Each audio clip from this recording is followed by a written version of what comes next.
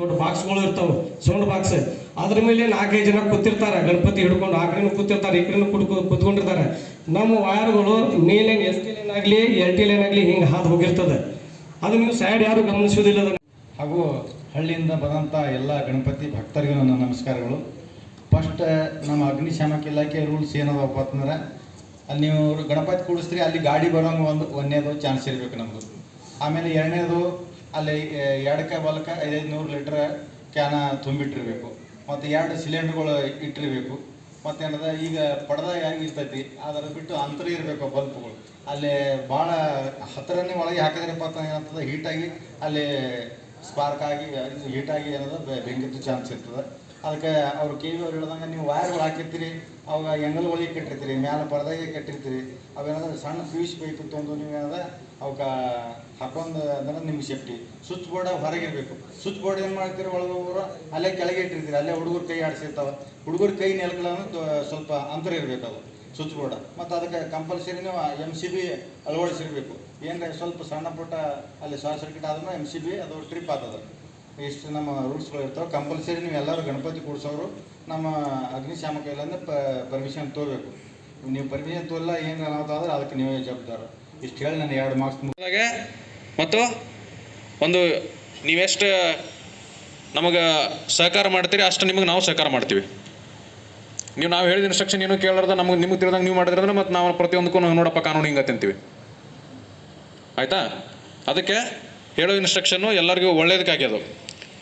ಅದಾದ್ರ ಜೊತೆ ಕೆಲವೊಂದು ಇದೊಂದು ಬರ್ತೈತಿ. ಅದೊಂದು ಗಣೇಶ ಚತುರ್ಥಿ ಮತ್ತು ಈದ್ ಮಿಲಾದ್ ಈ 2 ಹಬ್ಬಗಳ ಶಾಂತಿಯುತ ಆಚರಣೆ ಆಗಬೇಕು ಅನ್ನುವಂಥ ಉದ್ದೇಶ ಇಟ್ಕೊಂಡು ಇವತ್ತು ಶಾಂತಿ ಸಭೆಯನ್ನು ಏರ್ಪಡಿಸಿದ್ದಾರೆ. ಈ ಶಾಂತಿ ಸಭೆಯ ವೇದಿಕೆ ಮೇಲೆ ಈಗಾಗಲೇ ಎಲ್ಲ ನಮ್ಮ ಅಧಿಕಾರಿ ಮಿತ್ರರು ಹಲವಾರು ಸೂಚನೆಗಳನ್ನು ನಿಮಗೆ ಕೊಟ್ಟಿದ್ದಾರೆ. ಮೊದಲನೇದಾಗಿ ನಿಮ್ಗೆ ಯಾವುದೋ ತೊಂದರೆ ಆಗಲಾರ್ದಂಗೆ ಕ್ವಿಕ್ಕಾಗಿ ಪರ್ಮಿಷನ್ ಸಿಗುವಂಥ ರೀತಿಯಲ್ಲಿ ಏನು ಏಕಗವಾಕ್ಷಿ ಪದ್ಧತಿ, ಸಿಂಗಲ್ ವಿಂಡೋ ಸಿಸ್ಟಮ್. ಪೊಲೀಸ್ ಸ್ಟೇಷನಲ್ಲಿ ಎಲ್ಲ ಅಧಿಕಾರಿಗಳಿರ್ತೀವಿ, ಎಲ್ಲ ಇಲಾಖೆಯವರು ಇರ್ತೀವಿ. ನಿಮಗೆ ಒಂದು ಸಲ ಬಂದುಬಿಟ್ರಿ ಅಂದರೆ ನೀವು ಪರ್ಮಿಷನ್ ತೊಗೊಂಡು ಹೋಗ್ಬೋದು. ಅಷ್ಟು ಸುಲಭವಾಗಿ ಈ ಸಲ ನೀವು ಪರ್ಮಿಷನ್ ನೀಡ್ತೀವಿ. ಒಂದು. ಎರಡನೇದಾಗಿ ಈಗಾಗಲೇ ಈ ಗಣೇಶ ಹಬ್ಬ ಮತ್ತು ಈದ್ ಮೇಲೆ ಅದಕ್ಕೆ ತೊಂದರೆ ಕೊಡುವಂಥವ್ರು ಆಲ್ರೆಡಿ ಐಡೆಂಟಿಫಿಕೇಷನ್ ಆಗಿರ್ತಾರೆ. ಪೊಲೀಸ್ ಇಲಾಖೆಯಲ್ಲಿ ಅವರೆಲ್ಲ ಹೆಸರುಗಳಿರ್ತಾವೆ. ಅದಕ್ಕೆ ನಾವು ದಾಸಳ ಅವ್ರಿಗೆ ಹೇಳೋದೇನು ಅಂತಂದ್ರೆ, ಯಾರ್ಯಾರು ಆಲ್ರೆಡಿ ಹ್ಯಾಬಿಚುವಲ್ ಅಫೆಂಡರ್ಸ್ ಇದ್ದಾರೆ, ಆಮೇಲೆ ಯಾರ್ಯಾರು ತೊಂದರೆ ಕೊಡುವಂಥ ಅದಾರ ಅಂತಕ್ಕಂಥ ಸಂಶಯಾತ್ಮಕ ವ್ಯಕ್ತಿಗಳೇನಿದಾರ ಅವರನ್ನು ನನ್ನ ಮುಂದೆ ಹಾಜರುಪಡಿಸಿದ್ರಿ ಅಂದರೆ ನಾವೇನು ಮೊದಲು 107, 110 ಅಂತ ಹೇಳ್ತಿದ್ವಿ. ಈಗ BNS ಆ್ಯಕ್ಟ್ ಪ್ರಕಾರ 126, 127 ಮತ್ತು 129 ಪ್ರಕಾರ ಅವರಿಗೆ ಬಾಂಡ್ ಓವರ್ ಮಾಡ್ತೀವಿ. ಬಾಂಡ್ ಓವರ್ ಮಾಡಿದೆವು ಅಂದ್ರೆ ಅವ್ರಿಗೊಂದು ಭಯ ಇರ್ತದೆ. ಏನಾದರೂ ಅವರು ಈ ಒಂದು ಶಾಂತಿಗೆ ಭಂಗ ತರುವಂಥ ಚಟುವಟಿಕೆಗಳು ತೊಡಗಿದ್ರು ಅಂತಂದ್ರೆ ಅವ್ರಿಗೆ ನೇರವಾಗಿ ನಾವು ಜೈಲಿಗೆ ಕಳಿಸುವಂಥ ವ್ಯವಸ್ಥೆಯನ್ನು ಮಾಡ್ತೀವಿ. ಗೀತೆ, ಭಕ್ತಿಗೀತೆ ಇವೆಲ್ಲ ಸ್ಪರ್ಧೆಗಳನ್ನು ಏರ್ಪಾಡು ಮಾಡ್ತಾ ಇದ್ದೀವಿ. ಅವಾಗ ಏನಾಗ್ತದೆ ಅಂದ್ರೆ ಅಲ್ಲಿ ಹೊಸ ಹೊಸ ಪ್ರತಿಭೆಗಳು ಹೊರಗೆ ಬರ್ತಾವೆ. ಹೊಸ ಹೊಸ ಪ್ರತಿಭೆಗಳು ಹೊರಗೆ ಬಂದು ಅವರೆಲ್ಲ ಸರಿಗಮಪ ವಿನ್ನರ್ ಆಗುವಂಥ ಒಂದು ಆಶಾಭಾವನೆ ಇರ್ತದೆ. ಅದಕ್ಕೋಸ್ಕರ ಆಮೇಲೆ ರಸಪ್ರಶ್ನೆಗಳನ್ನು ಏರ್ಪಡಿಸ್ತಾ ಇದ್ದೀವಿ. ಹೀಗೆ ನೀವು ಕಾಂಪಿಟೇಟಿವ್ ಚಟುವಟಿಕೆಗಳನ್ನು ಏರ್ಪಡಿಸಿದ್ರಿ ಅಂತಂದ್ರೆ ಮಕ್ಕಳಲ್ಲಿರ್ತಕ್ಕಂಥ ಹೊಸ ಹೊಸ ಪ್ರತಿಭೆಗಳನ್ನು ಹೊರಗೆ ತಂದು ಅವರ ಒಂದು ಉಜ್ವಲ ಭವಿಷ್ಯವನ್ನು ನಿರ್ಮಾಣ ಮಾಡಲಿಕ್ಕೂ ಕೂಡ ಈ ಒಂದು ಗಣೇಶ ಹಬ್ಬಗಳಾಗಿ ಸಹಕಾರಿ ಆಗ್ತಕ್ಕಂಥ ಮಾತನ್ನು ಕೂಡ ಈ ಸಂದರ್ಭದಲ್ಲಿ ನಾನು ಹೇಳಲಿಕ್ಕೆ ಬಯಸ್ತೀನಿ. ಅದಕ್ಕೋಸ್ಕರ ಎಲ್ಲರೂ ಸೇರಿ ನಾವು ಬಸವಣ್ಣನ ನಾಡಿದು, ಈ ಬಸವಣ್ಣನ ನಾಡು ಅತ್ಯಂತ ಶಾಂತಿ ಪ್ರಿಯ ನಾಡು. ಅಂಥ ಯಾವುದೇ ಅಹಿತಕರ ಘಟನೆ ಈ 2 ವರ್ಷಗಳ ಕಾಲ ನಾನು ಬಂದಿದ್ದೀನಿ, ಯಾವುದೇ ಅಂಥ ಘಟನೆಗಳಾಗಿಲ್ಲ, ಇನ್ಮೇಲೇನೂ ಆಗೋದಿಲ್ಲ. ಆಗದಂತೆ ನಾವು ನೀವೆಲ್ಲ ಕೂಡಿ ಸೌಹಾರ್ದಯುತವಾಗಿ ಶಾಂತಿಯುತವಾಗಿ 2 ಹಬ್ಬಗಳನ್ನು ಆಚರಿಸೋಣ ಅಂತಕ್ಕಂಥ ಮಾತುಗಳನ್ನು ಈ ಸಂದರ್ಭದಲ್ಲಿ ಹೇಳಿ ನನ್ನ 2 ಮಾತುಗಳನ್ನು ಮುಗಿಸ್ತಾರೆ. ಧನ್ಯವಾದ. ಶಾಖಾಧಿಕಾರಿ ಹೂವಿನಿಪರಿಗೆ ಮತ್ತು ಬಸವನ ಬಾಗೇವಾಡಿ ನನಗೆ ಹೆಚ್ಚುವರಿಗೆ ಕೊಟ್ಟಿದ್ದಾರೆ. ನಾನು ಅದನ್ನು ಕಾರ್ಯನಿರ್ವಹಿಸ್ತಾ ಇದ್ದೀನಿ. ಭಾಳ ನಿಮ್ಗೆ ಗಣಪತಿಗೆ ಅವಶ್ಯಕತೆ ಇದ್ದಿದ್ದು ನಮ್ಮ ಇಲಾಖೆ KB ಇಲಾಖೆ ಭಾಳ ನಿಮಗೆ ಕರೆಂಟ್ ಕೊಡೋದು ನಮ್ಮ ಇಲಾಖೆ. ಕರೆಂಟ್ ಇತ್ತಂದ್ರೆ ನಿಮಗೆ ಗಣಪತಿಗೆ ನಿಮ್ಗೆ ಎಲ್ಲ ತರಹ ಉತ್ಸವ ಮಾಡೋಕ್ಕೆ ಭಾಳ ಅನುಕೂಲ ಆಗ್ತದೆ. ಆದರೆ ಎಲ್ಲದಕ್ಕಿಂತನೂ ಎಲ್ಲ ಇಲಾಖೆಗಿಂತಲೂ ನಮ್ಮ KB ಇಲಾಖೆ ಭಾಳ ಡೇಂಜರ್. ಯಾಕಂದ್ರೆ ನೀವು ಗಣಪತಿಗೆ ಒಂದು 5 ದಿವಸ ಆಗಲಿ 7 ದಿವಸ ಆಗಲಿ ನೀವು ಗಣಪತಿ ಕೂಡಿಸ್ಬೇಕಾದ್ರೆ 10,000, 15,000, 50,000, 1 ಲಕ್ಷ ಗಟ್ಟಲೆ ನೀವು ಖರ್ಚು ಮಾಡ್ತೀರಿ. ಒಂದು ವಿಭಜನೆ ಮಾಡಬೇಕು. ಚಲೋ ಭಾಳ ನೆಗ್ಲೆಕ್ಟ್ ಮಾಡ್ತೀರಿ ಈ ಇಲಾಖೆ. ನಮ್ಮ KEB ಇಲಾಖೆ ಏನದ, ನೀವು ಒಂದು ಗಣಪತಿ ಕೂಡಿಸ್ಬೇಕಾದ್ರೆ ಪತ್ರಾಸ್ಲಿಂದ ಮಾಡಿದ ಒಂದು ಸೆಟ್ ಮಾಡ್ತೀರಿ, ಪತ್ರಾಸ್ಲಿಂದ ನಿರ್ಮಿಸ್ತೀರಿ. ಇಲ್ಲ ಯಾವುದೋ ಒಂದು ಚೌಟ್ರಿಗೆ ಎದಕ್ಕೋ ಯಾವುದೋ ಒಂದು ಇದರಿಂದನೂ ನಿರ್ಮಾಣ ಮಾಡ್ತೀರಿ ಒಂದು 2 ದಿವ್ಸಕ್ಕೆ 3 ದಿವ್ಸಿಗೆ. ಆ ಪತ್ರಾಸ್ ಸೆಡ್ ಏನಿರ್ತದ ಮಳೆ ಆಗಿರ್ತೈತಿ, ಮಳೆ ಆಗಿಬಿಟ್ಟು ಪೂರಾ ಒದ್ದೆಯಾಗಿ ಪತ್ರಾಸ್ ಏನಾಗ್ತದೆ, ನೀವು ಒಂದು ಸರ್ವಿಸ್ ಹಾರ ಹಾಕೊಂಡಿರ್ತೀರಿ, ಅದು ಏನರ ಟಚ್ ಆಗಿ ಗಾಳಿ ಮಳೆ ಅಂತ ಅದೀಗ ಗಾಳಿ ಒಳಗೆ ಏನರ ಒಂದು ಸರ್ವಿಸ್ ಹಾರ ಟಚ್ ಆಗಿಬಿಟ್ಟು ಪತ್ರಾಸ್ ಹತ್ರ ಕಟ್ಟಾಗಿ ಅದು ಆಗ್ತೈತಪ್ಪ ಅಂದ್ರೆ ಪೂರಾ ಒದ್ದಿರ್ತೈತೆ, ಸೈಡನ್ನು ಒದ್ದಿರ್ತದೆ, ಒಳಗಿನೂ ಒದ್ದಿರ್ತದೆ, ಹಸಿಯಾಗಿರ್ತೈತಿ. ಅದು ಅರ್ಥ ಆಗಿ ಏನರ ಹೆಚ್ಚು ಕಡಿಮೆ ಆಗುವಂಥ ಚಾನ್ಸ್ ಇರ್ತದೆ. ಅದಕ್ಕಾಗಿ ನೀವು ಏನು ಮಾಡಬೇಕು, ನೀವು ಮೊದಲು ಪ್ರತಿಷ್ಠಾಪನೆ ಮಾಡೋಕ್ಕಿಂತ ಮೊದಲು ಶೆಡ್ ಮಾಡ್ಕೊಂಡಿರ್ತೀರಿ. ಶೆಡ್ ಮಾಡೋಕ್ಕಿಂತ ಮೊದಲು ನಮ್ಮ KEB ಇಲಾಖೆಯಿಂದ ಒಂದು ಪರ್ಮಿಷನ್ ತೊಗೋಬೇಕು. ನೀವು ಕಂಪನಿಯಿಂದ ಏನು ಸರ್ವಿಸ್ ವೈರ್ ತಗೋತಿರಲ್ಲ, ಆ ಸರ್ವಿಸ್ ವೈರ ಚಲೋತ್ತ ಒಳ್ಳೆ ಕ್ವಾಲಿಟಿ ಇದ್ದಿದ್ದು ಕೇಬಲ್ ಆಗಲಿ ಸರ್ವಿಸ್ ವೈರ್ ಆಗಲಿ ಅದನ್ನು ತೆಗೆದುಕೊಂಡು ಹಾಕೋಬೇಕು.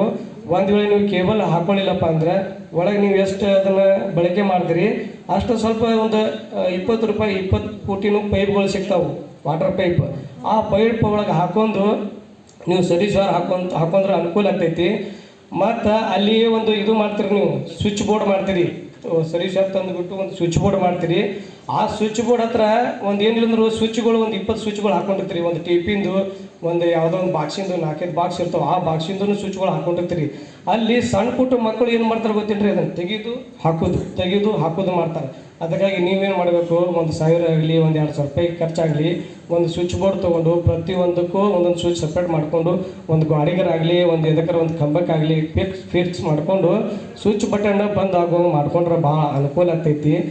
ಮತ್ತು ಈಗಾಗಲೇ ಹೇಳಿದೆ ನಾನು, ಕಂಟಿನ್ಯೂಸ್ ಆಗಿ ಅದಕ್ಕೊಂದು ಲೈಟ್ ಸಿಸ್ಟಮ್ಮು ಒಂದು ಕೆಲವೊಂದು ಹಳ್ಳಿಗಳಲ್ಲಿ 24/7 ನಿಮಗೆ ಲೈಟ್ ಸಿಗದೇ ಇರ್ಬೋದು. ಆ ಟೈಮಲ್ಲಿ ತಾವೊಂದು ಏನಾದರೂ ಒಂದು ಬ್ಯಾಟ್ರಿ ವ್ಯವಸ್ಥೆನೋ UPS ವ್ಯವಸ್ಥೆನೋ ಮಾಡ್ಕೊಂಡ್ರೆ ಒಳ್ಳೆಯದು, ಆಯಿತಾ? ಅದರ ಜೊತೆ ಈ ಗಣಪತಿಗಳು ಇನ್ಸ್ಟಾಲ್ ಮಾಡೋದಲ್ಲಿ ತಾವೆಲ್ಲ ಒಂದು ಸೌಂಡ್ ಸಿಸ್ಟಮ್ ಕುಂದಿರ್ಸಿರ್ತೀರಿ. ನಿಮ್ಮ ಸೌಂಡ್ ಸಿಸ್ಟಮ್ಮು ಯಾವುದೇ ರೀತಿಯ ಉಳಿದ ಪಬ್ಲಿಕ್ಕಿಗೆ ತೊಂದರೆ ಆಗದೇ ಇರೋ ರೀತಿ, ಉಳಿದ ಪಬ್ಲಿಕ್ಕಿಗೆ ಅಥವಾ ಅವರ ಜಾತಿ ಧರ್ಮ ಯಾವುದಕ್ಕೂ ದ್ವೇಷ ಮತ್ತು ಒಂದು ಹೀಯಾಳಿಸುವ ರೀತಿ ಮಾತಾಡಿರುವಂಥ ಯಾವುದೇ ಸ್ಪೀಚ್ಗಳಾಗಲಿ ಅಥವಾ ಹಾಡುಗಳಾಗಲಿ ಹಚ್ಚದೇ ಇದ್ದರೆ ಒಳ್ಳೆಯದು. ಎಲ್ಲಾದರೂ ಗಣಪತಿ ಏನಾದರೂ ನಮಗೆ ಇನ್ನೊಂದು ಧರ್ಮದ ವಿರುದ್ಧ ಅಂತ ಏನಾದ್ರು ಎಲ್ಲರೂ ಮಾತಾಡಿದ್ದು ನೋಡಿದ್ದೀರಾ? ಮತ್ತು ಗಣಪತಿ ಪೂಜೆ ಮಾಡೋಕತ್ತಿದ್ದವ್ರು ನಾವು ಯಾಕೆ ಅದು ಮಾಡಬೇಕು? ಕೆಲವೊಬ್ರು ಇರ್ತಾರೆ, ಅದು ಉದ್ದೇಶನ ಬೇರೆ, ಗಣಪತಿನ ಪ್ರತಿಷ್ಠಾಪನೆ ಮಾಡೋದು ಹೆಸರಿಗೆ, ಬಟ್ ಅಲ್ಲಿ ಉದ್ದೇಶ ಬೇರೆ ಇರುತ್ತೆ. ಅದೆಲ್ಲ ಮಾಡೋಕ್ಕೆ ಅವಕಾಶ ಇಲ್ಲ. ನೆಕ್ಸ್ಟು, ಯಾವುದೇ ಕಾರಣಕ್ಕೂ ಗಣಪತಿಯಿಂದ ತಮ್ಮ ಹಳ್ಳಿಗಳಲ್ಲಿರಲಿ ಅಥವಾ ನಮ್ಮ ನಗರದಲ್ಲಿರಲಿ ದ್ವೇಷ ಭಾವನೆ ಅಥವಾ ಒಂದು ಏನು ಕೋಮು ಸಾಮರಸ್ಯಕ್ಕೆ ತೊಂದರೆಯುಂಟು ಮಾಡುವಂಥದ್ದು ಯಾವುದೇ ಕೃತ್ಯ ಆಗಲಿ, ಯಾವುದೇ ಒಂದು ಮಾತು, ಯಾವುದೇ ಒಂದು ಸಾಂಗು, ಯಾವುದೇ ಸ್ಪೀಚು ತಮ್ಮ ಗಣಪತಿಯಿಂದ ಆಗದೇ ಇರೋ ಥರ ನೋಡ್ಕೊಳ್ಳೋ ಜವಾಬ್ದಾರಿ ಯಾರು ಪರ್ಮಿಷನ್ ತೊಗೊಂಡು ಹೋಗಿರ್ತೀರಲ್ಲ ತಮ್ಮದು. ಅದರ ಜೊತೆ ಆದಷ್ಟು ಚಿಕ್ಕ ಮಕ್ಕಳ ಬಗ್ಗೆ ಕೇರ್ಫುಲ್ ಇರಲಿ. ವಿಸರ್ಜನೆ ಮಾಡೋ ಟೈಮಲ್ಲಿ, ಪ್ರತಿಷ್ಠಾಪನೆ ಮಾಡೋ ಟೈಮಲ್ಲಿ, DJ ಟೈಮಲ್ಲಿ ಚಿಕ್ಕ ಮಕ್ಕಳ ಬಗ್ಗೆ ಕೇರ್ಫುಲ್ ಆಗಿರ್ರಿ. ಯಾಕಂತಂದರೆ ನಾವು ಪರ್ಮಿಷನ್ ಕೊಡ್ಬೇಕಂದ್ರೆ ಅದ್ರಾಗ ಎಲ್ಲ ಬರ್ದಿರ್ತೀವಿ. ಒಂದ್ಸಲ ಪರ್ಮಿಷನ್ ತೊಗೊಳಕ್ಕೆ ಬಂದವ್ರು ನೋಡ್ಬಿಡ್ರಿ, ಅದ್ರಾಗ ಏನಾರೇ ಇನ್ಸ್ಟ್ರಕ್ಷನ್ ಕೇಳಲಿಲ್ಲ, ಏನಾರ ಅಚಾತುರ್ಯ ಆಯ್ತು ಅಂದರೆ ನೇರವಾಗಿ ಯಾರು ಆರ್ಗನೈಸರ್ಸ್ ಇರ್ತೀರಿ ನಿಮ್ಮ ಮೇಲೇ ಜವಾಬ್ದಾರಿ. ಅದರ ಜೊತೆ ನಾನಿಲ್ಲಿ ಲಾಸ್ಟ್ ಟೈಮ್ ನೋಡಿದಂಗೆ ನಿಮಗೆ ಪ್ರತಿಷ್ಠಾಪನೆ ಮಾಡಿದ್ಮೇಲೆ ಅದಕ್ಕೊಂದು ಗಣಪತಿಗೆ ಒಬ್ಬರನ್ನ ನಾವು ಪೊಲೀಸರು ನೇಮಿಸ್ತೀವಿ. ಸೊ ಪೊಲೀಸವರು ಇನ್ಸ್ಟ್ರಕ್ಷನ್ ಕೊಡೋದು ನಿಮ್ಮ ಒಳ್ಳೆಯದಕ್ಕೆ.